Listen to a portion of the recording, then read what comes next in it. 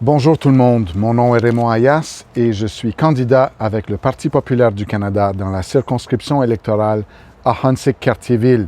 Vous me connaissez peut-être de ma série La Minute populaire ou en anglais The People's Minute, mais j'ai commencé une nouvelle série pour faire connaître la plateforme électorale du Parti populaire du Canada. Donc, c'est un format très simple. Je lis la politique et ensuite je fais quelques commentaires. Les politiques se lisent facilement. Elles sont sur 2 pages seulement. Donc, attendez, il y a du vent. Alors, ça se lit facilement et ça se trouve sur www.partipopulaireducanada.ca. La dernière fois, on a lu la politique étrangère. Aujourd'hui, je vais lire sur le multiculturalisme, sujet chaud, ce qui a commencé le bal avec le Parti populaire du Canada. Si vous vous souvenez, en septembre dernier, la fameuse série de 6 gazouillis sur Twitter de Maxime Bernier sur le multiculturalisme extrême de Trudeau, eh bien, là, on en a une politique.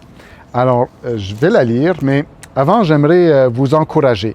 Si vous aimez ce format-là, si vous n'avez pas le goût de lire ou vous n'avez pas le temps d'aller lire les politiques, vous pouvez écouter ces vidéos-là dans les transports en commun. Moi, j'écoute ça dans le train quand je vais au travail et je reviens. J'écoute des podcasts souvent. Donc, lorsque vous faites autre chose, vous pouvez mettre ça dans vos oreilles. Puis, si vous trouvez ça intéressant, s'il vous plaît, j'aime, je partage à vos amis, vos réseaux, par courriel, peu importe, Facebook, Twitter ou autre. Donc, je vais procéder, je vais vous lire cette politique-là. Identité canadienne. Mettre fin au multiculturalisme officiel et préserver les valeurs et la culture canadienne. Première rubrique, enjeux. Une nation doit être basée sur un sentiment d'appartenance, de participation à un projet national commun et de partage des mêmes valeurs. Ce n'est que lorsque ces sentiments sont largement partagés que nous pouvons développer la confiance et la compréhension commune nécessaires au fonctionnement de notre société et de nos institutions. Dans le passé, les immigrants qui sont venus au Canada se sont graduellement intégrés à notre société. Ils ont bien sûr gardé certains aspects de la culture de leur pays d'origine. Ils sont devenus Canadiens, mais avec une saveur distincte. C'est un type de multiculturalisme qui enrichit notre société. Cependant, au cours des dernières décennies, le gouvernement du Canada a adopté une politique de multiculturalisme officiel qui encourage les immigrants à conserver les valeurs et la culture qu'ils ont laissées au lieu de s'intégrer à la société canadienne et d'adopter les valeurs et la culture canadienne. Avec son culte de la diversité, Justin Trudeau a poussé cette idéologie encore plus loin dans une forme de multiculturalisme extrême.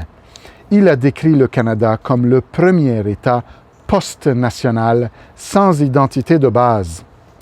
Dans une société libre, les immigrants ont le droit de choyer et de préserver leur patrimoine culturel.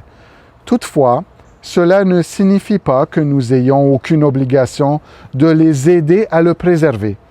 Avec les programmes gouvernementaux et l'argent des contribuables, la grande majorité des Canadiens s'attendent à juste titre à ce qu'ils connaissent notre histoire et notre culture, maîtrisent l'une de nos langues officielles et adoptent les valeurs canadiennes largement partagées. Deuxième rubrique, les faits. Le Canada est et a toujours été un pays diversifié. Notre pays comprend les Premières Nations et les Inuits, les 2 langues officielles, une population multiethnique et des cultures régionales très différentes. La culture du Cap-Breton est très différente de celle des cantons de l'Est au Québec, du sud de l'Alberta ou du Nunavut. Toutes ces cultures sont intrinsèquement canadiennes. Elles se sont développées au Canada. Elles n'existent nulle part ailleurs dans le monde. Elles méritent d'être préservées. Nos valeurs distinctes sont celles de la civilisation occidentale contemporaine. Elles incluent la démocratie, les droits et libertés individuelles, y compris la liberté religieuse et la liberté de critiquer la religion, l'égalité entre hommes et femmes, l'égalité de traitement de tous les citoyens sans distinction d'apparence ethnique, de religion ou d'orientation sexuelle, la primauté du droit, la séparation de l'État et la religion, la tolérance et le pluralisme et la loyauté envers la société dans son ensemble, plutôt qu'envers son clan ou sa tribu. Troisième rubrique, notre plan. Le multiculturalisme officiel repose sur l'idée qu'il n'existe pas de société canadienne unifiée ni d'identité canadienne distincte auquel s'intégrer et que nous ne sommes qu'une collection de tribus ethniques et religieuses vivant côte à côte. Mais si nous voulons garder notre pays uni et assurer la cohésion sociale, nous devons nous concentrer sur ce qui nous unit en tant que Canadiens et non sur ce qui nous divise. Un gouvernement du Parti populaire, 1. Abrogera la loi sur le multiculturalisme et supprimera tout financement destiné à promouvoir le multiculturalisme. Il mettra plutôt l'accent sur l'intégration des immigrants dans la société canadienne. Un gouvernement du Parti populaire, 2. Réduira considérablement le nombre total d'immigrants et de réfugiés que nous acceptons chaque année pour le faire passer de 350 000 à entre 100 000 et 150 000. Nous avons une politique sur l'immigration que je vais vous présenter prochainement. Un gouvernement du Parti populaire, 3 et dernier point, veillera à ce que chaque personne souhaitant immigrer au Canada passe une entrevue en personne et réponde à une série de questions spécifiques afin d'évaluer dans quelle mesure elle s'aligne sur les valeurs et normes canadiennes. Donc, c'est la fin de la politique sur le multiculturalisme officiel, ou plutôt notre politique sur l'identité canadienne. C'est ça le fond de la chose. Et, je bois une bière bien québécoise en partant. Donc, j'aimerais vous donner quelques commentaires sur cette politique que j'aime bien. Tout a commencé avec les fameux 6 gazouillis de Maxime Bernier l'année dernière, au mois de septembre ou d'août, je crois, lorsque Maxime Bernier a dénoncé, critiqué le multiculturalisme officiel ou le multiculturalisme extrême de Justin Trudeau. Et c'est là qu'il a eu l'attention de beaucoup de gens, franchement. Parce que dans le fond, qu'est-ce qu'il critiquait? Il disait que Justin Trudeau prétendait que le Canada n'avait pas de culture propre et que Justin Trudeau croyait que le Canada était un État post-national. Donc, Trudeau ne pense même pas que le Canada est un pays, c'est un État post-national, c'est-à-dire il a dépassé la nation. Okay? Donc, dans sa vision internationaliste, mondialiste, nous sommes qu'un État dans un agrégat ou une union internationale. C'est l'utopie mondialiste, l'affaire de Trudeau. Et cela ne serait possible que si les Canadiens détruisaient ou ne reconnaissaient plus leur propre culture, et je dis culture au pluriel. Or, je ne veux pas ça pour le futur du Canada. Je ne veux pas atomiser notre société en clans et tribus. Je critique ça chez les autres. Je vais vous raconter, je ne vais pas rentrer trop dans ma vie personnelle, mais je suis né ici de parents immigrants. Ma langue maternelle, c'est le français. Mes parents ont fait ce choix-là. Je n'ai pas appris l'arabe quand j'ai grandi. Je peux dire quelques mots, mais je suis francophone. J'estime que je suis un Canadien francophone, pour ne pas dire Canadien français. Je fais partie de la nation. Pourquoi? Parce que j'ai appris la culture, j'ai appris l'histoire. Vous savez, Ernest Renan a écrit un très bel essai, ou plutôt a livré un discours, je ne sais pas, il y a 100 ans. C'est un homme, je pense qu'il était en France, franc-maçon ou quelque chose, peu importe ce qu'il croyait ou non. Il avait écrit un essai « Qu'est-ce qu'une nation ?» Et une nation doit puiser dans son unité. je le recommande à tout le monde. Qu'est-ce qu'une nation d'Ernest Renan? Nous devons tirer de notre histoire commune, nous devons tirer de notre langue, nous devons tirer de notre culture. Et bon, j'estime que nous avons une culture au Québec, une culture plutôt canadienne-française. Dans le reste du Canada, oui, il y a des Canadiens français, mais il y a surtout des Canadiens anglais. Ils ont une culture à eux.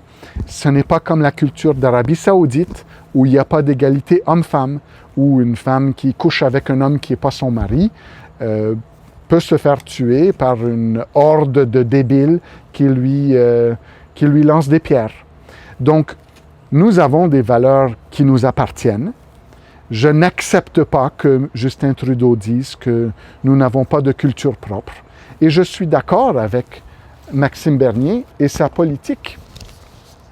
Regardons d'autres aspects de cette politique, que toutes les cultures sont intrinsèquement canadiennes. Oui, les Premières Nations ont une culture ou des cultures canadiennes. Il faut les reconnaître. Elles font partie de notre identité. Il faut les reconnaître et les respecter. Et d'autres aussi. Et si mes parents ont immigré et j'ai une culture qui me reste de mes parents, ça ne veut pas dire que je suis égyptien. Moi, je suis un Canadien. D'ailleurs, les droits individuels, ben oui, nous croyons aux droits individuels. Nous croyons à la liberté religieuse. Nous croyons qu'on peut critiquer la religion. Dans d'autres pays, les gens qui ont partagé des caricatures de Charlie Hebdo, ben ils ont eu des fatwas, puis ils se sont fait battre dans les rues. Nous croyons en l'égalité homme-femme, le traitement de tous les citoyens sans distinction à leur appartenance ethnique. Oui, évidemment, ça c'est quelque chose qui fait partie de notre culture. La primauté du droit, franchement, ben oui, ça appartient à notre culture. Comment est-ce que quelqu'un comme Justin Trudeau peut nier que nous avons une culture propre à nous? Donc, j'aimerais que tout le monde qui rentre au pays reconnaisse qu'il y a une société ici qui accueille et qui a une culture propre à elle. Et on a vu qu'il y a un appétit pour ce genre d'idées-là au Québec avec la CAQ, qui a fait une loi sur la laïcité, sur comment on peut s'habiller, le code vestimentaire des employés d'État en position d'autorité. Ben, écoutez, il n'y a pas de voile intégral si tu es un juge de la Cour. C'est normal, c'est correct. Et je pense que le Québec a été, avec la CAQ, a été un chef de file en cette matière-là et que les Canadiens anglais sont très jaloux de cette loi-là.